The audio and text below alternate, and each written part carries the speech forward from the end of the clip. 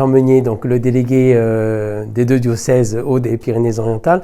Là où je voudrais axer mon témoignage, c'est sur le fait que le Secours catholique, il y a beaucoup de techniques, il y a beaucoup d'organisations, d'équipes, de salariés, de bénévoles, mais le cœur du sujet, c'est de permettre à des personnes qui sont dans la souffrance morale, économique, de pouvoir retrouver une dignité en leur permettant d'être acteurs au Secours catholique, c'est-à-dire bénévoles, engagés. Voilà. Il y a une place pour tout le monde au Secours catholique. Et donc, on peut avoir un très beau moteur, avoir de belles actions et plein de locaux. Le sens profond de notre mission, c'est de vivre la relation aux frères. C'est tout le cœur de notre mission. Toutes les actions, en fin de compte, sont de beaux prétextes pour rentrer en relation avec le frère. Et c'est ce frère-là qui nous fait bouger dans nos certitudes, qui nous fait évoluer et qui nous fait réfléchir à notre mission de catholique, chrétien, d'église. Voilà, ça je crois pour moi c'est un point sur lequel je souhaite vraiment beaucoup insister, c'est sur ces points-là que l'on insiste le plus. Après, on a 4 grandes priorités aujourd'hui.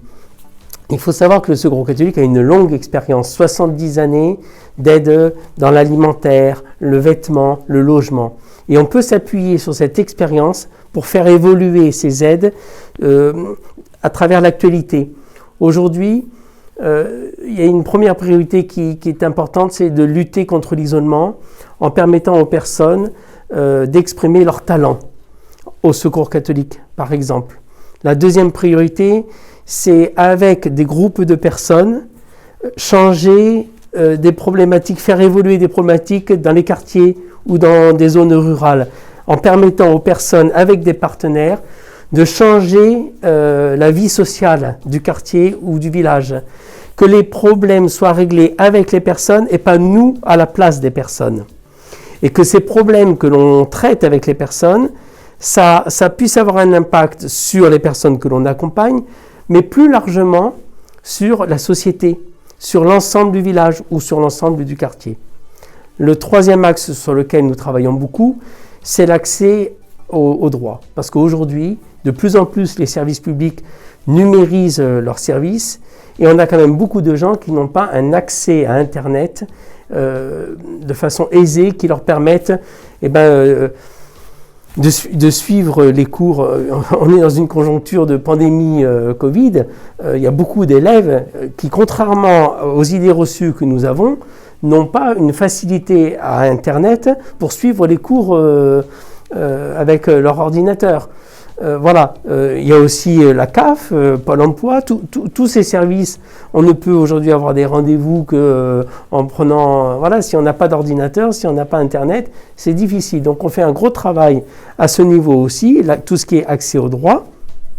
Voilà. Et puis, un axe auquel on est très très attaché au Secours catholique, c'est la lutte contre les préjugés.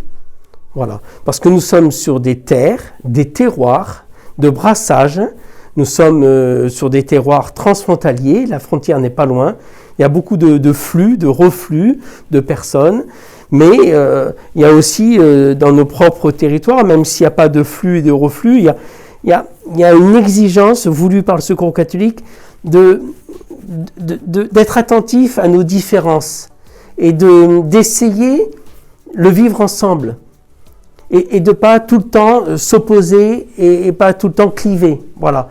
Donc évidemment, ce qui nous vient en premier, c'est l'accueil des migrants. C'est essentiel au Secours catholique, puisque notre association accueille tout le monde, quelle que soit son histoire, quelle que soit sa culture, quelle que soit sa religion. Tout se vit dans l'interrelationnel et dans la reconnaissance de la place et de la culture de chacun. Et ça, c'est aussi un axe sur lequel on est très, très engagé. Voilà un peu les 4 grandes priorités aujourd'hui du Secours catholique.